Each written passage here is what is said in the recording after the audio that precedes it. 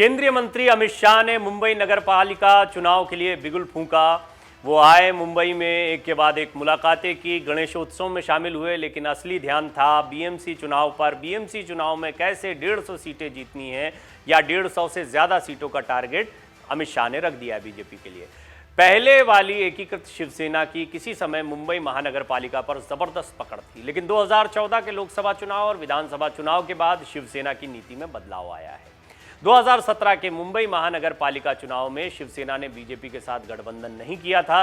दोनों दलों ने स्वतंत्र रूप से चुनाव लड़ा था, जिसका फायदा भारतीय जनता पार्टी को ज्यादा हुआ और शिवसेना नुकसान में रही। 227 सीटों में शिवसेना को 84 सीटें और बीजेपी ने 82 सीटों पर कब्जा किया।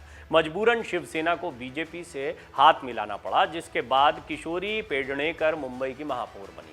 पिछले चुनाव में कांग्रेस को 31 सीटों पर संतोष करना पड़ा था। राज ठाकरे की महाराष्ट्र नवनिर्माण सेना मनसे को 7 सीटों पर जीत हासिल हुई थी। चुनावी गठजोड़ क्या होगा ये भी स्पष्ट नहीं है, जबकि जिस महाविकास आघाड़ी में शिवसेना, उद्धव गुट, कांग्रेस और राष्ट्रवादी कांग्रेस पार्टी शामिल है, वो भी असमंजस में ही है। शिवसेना ने संभाजी ब्रिगेड के साथ चुनावी गठबंधन की घोषणा की है।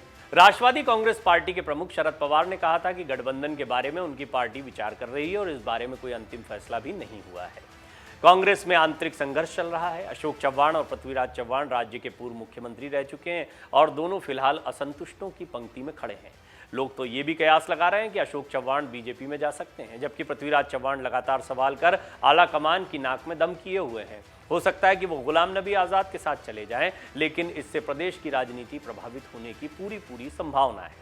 अमित शाह की खुली चुनौती और 150 से ज्यादा सीटें जीतने का संकल्प बीजेपी और शिवसेना कार्यकर्ताओं पर किस तरह का असर डाल सकता है, इसका भी अंदाजा लगाया जा रहा है। बीजेपी कार्यकर्ताओं में काफी उत्साह नजर आ रहा है। हालांकि ये सच है कि शिवसेना के असंतुष्ट नेता एकनाथ शिंदे के साथ मिलकर जब बीजेपी ने सरकार बनाई थी तो उस वक्त बीजेपी में थोड़ी निराशा थी, क्योंकि आखिरी समय तक ये लग रहा था कि देवेंद्र फडणवीस ही मुख्यमंत्री बनेंगे, क्योंकि विधानसभा में संख्या बल बीजेपी के पास ही ज्यादा था। लेकिन दिल्ली से संकेत मिलने के बाद फडणवीस बैकफुट पर आ गए और उन्होंने उप मुख्यमंत्री पद स्वीकार कर लिया। कुछ दिनों में ही बीजेपी कार्यकर्ताओं की समझ में आ गया कि असली कामकाज कौन देख रहा है। विभागों के बंटवारे के समय भी नजर आ गया कि किस पार्टी का पलड़ा भारी है। इसके बाद से पूरे महाराष्ट्र में बीजेपी कार्यकर्ताओं में उत्साह है और उनकी तैयारी अच्छी खासी नजर आ रही है। मुंबई मनपा में पिछली बार 82 सीटें पाने के बाद उनका मनोबल पहले की तरह बढ़ा हुआ था और हाल की घटनाओं ने ऐसा लगता है कि उनमें नया जोश भर दिया है। अब शिवसेना के लिए 4 बड़ी चुनौतियां कौन सी हैं वो समझ लीजिए। पिछले 2 महीनों में काफी कुछ कहा सुना गया है। जो खाई पहले आसानी से पाटी जा सकती थी, वो वक्त के साथ चौड़ी होने के साथ साथ गहरी भी होती दिखाई दे रही है। इस लड़ाई के कारण शिवसेना कार्यकर्ताओं का मनोबल काफी गिर गया है। सत्ता अपने आप में एक अलग ऊर्जा और उत्साह देती है, लेकिन जब सत्ता ना रहे और नेताओं के मतभेद खुलेआम हो तो कार्यकर्ता का भ्रमित और शंकित होना, कंफ्यूज होना बहुत स्वाभाविक है। विभिन्न मुद्दों पर दोनों गुट सुप्रीम कोर्ट में लड़ रहे हैं और अदालत के फैसले की प्रतीक्षा कर रहे हैं। सबसे बड़ी चुनौती या सबसे बड़ा संकट यही कहा जाएगा कि इस वक्त कार्यकर्ता बहुत कंफ्यूजन की स्थिति में है। शिवसेना का असली शिवसेना किसे माने, अपना नेता किसे माने। एकनाथ शिंदे को भी वो नेता मानते हैं, क्योंकि ये दोनों मिलकर ही तो शिवसेना चला रहे थे, पहले भी नंबर 2 पर थे और एक्टिवली देखा जाए तो कार्यकर्ताओं के बीच में जाने की जिम्मेदारी एकनाथ शिंदे की थी। तो ऐसा नहीं है कि उनका चेहरा बिल्कुल अपरिचित है शिवसेना के लिए, लेकिन उद्धव ठाकरे सर्वमान्य नेता थे और प्रमुख थे, बाला साहब के उत्तराधिकारी थे, तो यहाँ भी उनके प्रति भी श्रद्धा है। मुंबई बीएमसी में भ्रष्टाचार का मुद्दा भी चुनाव में शिवसेना के पीछे रहेगा। कोविड-19 के दौरान बड़े पैमाने पर भ्रष्टाचार के आरोप शिवसेना पर लगाए गए थे। शिवसेना के पास उद्धव ठाकरे के अलावा कोई दूसरा बड़ा नेता नहीं है। उनके मुख्य सलाहकार और प्रवक्ता संजय राउत इस समय जेल में हैं। आदित्य ठाकरे को लोग गंभीरता से नहीं लेते हैं। नेतृत्व के मुद्दे पर ही शिवसेना के कई बागी विधायकों ने टिप्पणियां की हैं। वे किस तरह आदित्य ठाकरे को न चाहते हुए भी अपना बॉस मानते हैं। कुल मिलाकर शिवसेना को मुंबई बीएमसी चुनाव में काफी नुकसान होने की आशंका दिखाई दे रही है उद्धव ठाकरे के लिहाज से। देखिए, यहाँ पर 2-2 शिवसेना लड़ेंगी तो वोटों का बंटना भी तय है। बीजेपी और शिंदे गुट के बीच में क्या समीकरण बनते हैं ये भी महत्वपूर्ण रहेगा। कितनी सीटें दी जाएंगी, किस लिहाज से दी जाएंगी, ये देखना होगा। और क्या शिवसेना से लड़ती दिखाई देगी। एक और चुनौती, संगठनात्मक दृष्टिकोण से भाजपा काफी मजबूत दिखाई देती है, जबकि शिवसेना के पास संगठन के तौर पर ऐसा ग्राउंड लेवल का ढांचा अभी नहीं है। या अब नहीं बचा है। बागी विधायकों के कारण शिवसेना संगठन को काफ़ी झटका लगा है। ज़मीनी स्तर के कार्यकर्ता अपने एरिया के नेताओं के साथ अपने आप को ज़्यादा सुरक्षित महसूस करते हैं। राज्य स्तर पर इस फूट का नुकसान ठाकरे गुट को उठाना पड़ सकता है। जब नीति और लक्ष्य स्पष्ट हो तो कार्यकर्ता ज़्यादा लगन से काम करते हैं और बीजेपी को इसका फायदा मिलने की उम्मीद है। इसमें कोई शक नहीं है कि बीजेपी 2014 से ही शिवसेना को एक तरह से ढो रही थी। भाजपा के साथ शिवसेना सरकार में तो थी, लेकिन उनका रवैया सकारात्मक या सहयोगात्मक नहीं दिखा। शिवसेना के मंत्री ये कहते फिरते थे कि हम अपनी जेब में इस्तीफा लेकर घूमते हैं और जब भी उद्धव ठाकरे आदेश देंगे वो मंत्रिमंडल से बाहर हो जाएंगे। 2019 में जो हुआ वो खुलेआम हुआ।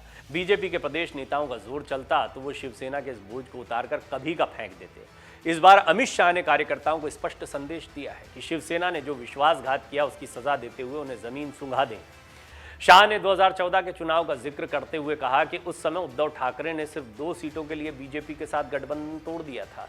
शाह इस बात से भी दुखी हैं कि शिवसेना ने प्रधानमंत्री नरेंद्र मोदी और मुख्यमंत्री देवेंद्र फडणवीस के नाम पर जनता से वोट मांगे और बाद में विश्वासघात किया।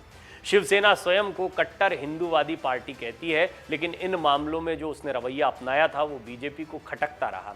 कट्टर हिंदूवाद के समर्थक होने का अपना पुराना राग छोड़कर शिवसेना का सॉफ्ट हिंदुत्ववादी होना बीजेपी के लिए अच्छी बात साबित हो सकती है। बीजेपी महंगाई या और ऐसे ही मुद्दों को गौण मानती है और हिंदुत्व ही उसका असली मुद्दा है। बीएमसी चुनाव या कोई और भी चुनाव हो, बीजेपी शिवसेना की इसी कमजोरी का फायदा उठाना चाहती है। शिवसेना दोनों लिहाज से कमजोर हुई है। अगर शिवसेना को एकनाथ शिंदे वाली शिवसेना को माना जाए तो भी उसे दोहरी चुनौती का सामना करना है। बीजेपी के साथ समीकरण बैठाना, बीजेपी की बढ़ती ताकत के बीच अपने अस्तित्व को बरकरार रखना और दूसरा अपनों से ही लड़ना। कार्यकर्ता तो जमीन पर एक ही हैं, उद्धव और एकनाथ शिंदे के बीच की लड़ाई है, लेकिन असली लड़ाई किसके बीच में होगी? कार्यकर्ता के आपस में भिड़ते नजर आएंगे। उद्धव ठाकरे शिंदे गुट दोनों के कार्यकर्ता अलग अलग तो है नहीं, दोनों ही शिव सैनिकों के भरोसे अपनी पार्टियां चला रहे हैं या अपने अपने गुटों को चला रहे हैं।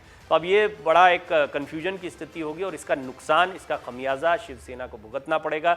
ये कहा जाए कि शिवसेना की जो लंबे समय से ताकत चली आ रही थी वो खत्म हो जाएगी बीएमसी में, या फिर जो 150 का टारगेट है जिसको देवेंद्र फडणवीस पहले 200 का टारगेट कह रहे थे, वो यूं ही नहीं कह रहे थे। अभी बीजेपी में वो कॉन्फिडेंस आ गया है कि उनको लगता है कि शिवसेना की पूरी ताकत अब उनके पास में आने वाली है और बीएमसी में इस बार शिवसेना और शिंदे गुट जो है और बीजेपी बेशक मिलकर चुनाव लड़ेंगे, लेकिन बीजेपी का मेयर होगा। जो बात कही थी देवेंद्र फडणवीस ने, उस बात की अहमियत को समझिए।